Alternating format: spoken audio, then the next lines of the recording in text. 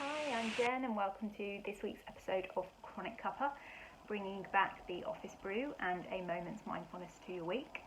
I am going to preface this by saying this one's going to be very rough around the edges because it's been a very long, tiring day, and unfortunately I have not been practicing what I preach. So I've just got off about 4.5 hours of back-to-back phone calls, hence I'm looking a little bit rough. And also it's really the first proper sit down and mindful moment and break that I've had today. So I'm definitely going to be stopping to sip more and enjoy my brew. But it brings me really nicely to a subject that I wanted to talk about this week, which is emotional labour. And I think it's really well timed, given that a lot of us are now probably a few days into our second stab at lockdown and just working out what the hell's going on. So this week's mug is depicting the stunning Rita Hayworth, who is my all-time favourite actress, famous for the film noir Gilda, which she's depicted here. This mug also comes from Redbubble, so if you happen to be a Rita Hayworth fan, go and check it out, it's really cool. So Rita Hayworth in the film Gilda plays an extremely different character to that of her own nature and disposition. And it was kind of a cross that she had to bear really for the rest of her life, particularly personally and in her love life. She famously was an introvert, but was very well known and plummeted to stardom for this very extroverted femme fatale role. She also had quite a tragic love life and a lot of troubled marriages, and the paparazzi went asking her about her failed relationships. She famously would reply with the quote when asked what went wrong, that men went to bed with Gilda and woke up with Rita Hayworth. So that really got me thinking about a lot of the acts that we put on a daily basis, whether it's for work, friends, co-workers, family, etc.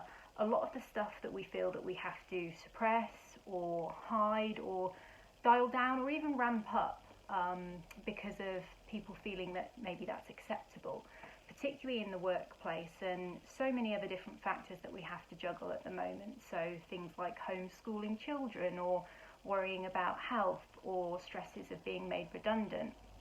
So all of these different things that we have going on, as well as the complexity of all of the different issues that we have to face on a daily basis at work. So that really got me thinking about me personally as being someone who's quite introverted, and I think today is a really great example of, me having 4.5 hours worth of calls is something that's quite challenging for me because it's not in my nature. It requires a lot more energy. I'm talking a lot more. I'm having to be more outgoing. I'm having to ramp up that side of my personality when really my predisposition is to perhaps be a bit quieter, to spend a bit more time by myself thinking. So that's quite a challenge for me, and that's an example of where I would put emotional labour into my day. I'm so knackered I can't even get my words out. So there is a term, emotional labour, and like I said, quite often we're doing these things on a daily basis and we're not even really aware that we're doing it. And then we're wondering why we're so exhausted, because we're putting all of this energy into emotional labour. So there is a really good book on it. I frustratingly don't have it to hand, but it's by a duo called Liz and Molly, and it's called No Hard Feelings.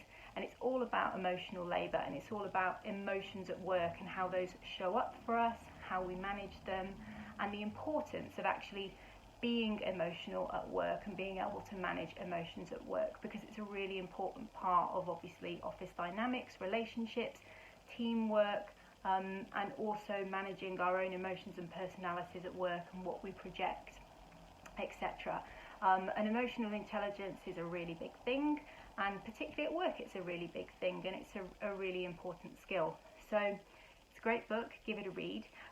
But this week's task is to think about something today that maybe you felt that you had to put an amount of emotional labour into. It could be at work, it could be at home, and it could be, like I said, today my example would be I spent quite a lot of time on calls. So take a couple of minutes, think about what were the emotions that you felt, and I really encourage you to use it as an opportunity as well to vent about those emotions. Maybe just write down your thoughts, feelings, get it out onto paper. Then think about how you reacted in that situation. So not only how it made you feel, but how you feel that you had to actually respond into it, and maybe what your reaction was or what your emotional labour was.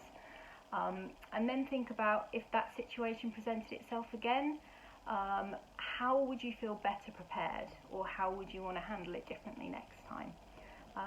So I hope you find that a useful exercise. I'm going to enjoy the rest of my tea. Have a great week, and let's sink another drink because it'll give me time to think. See you next time.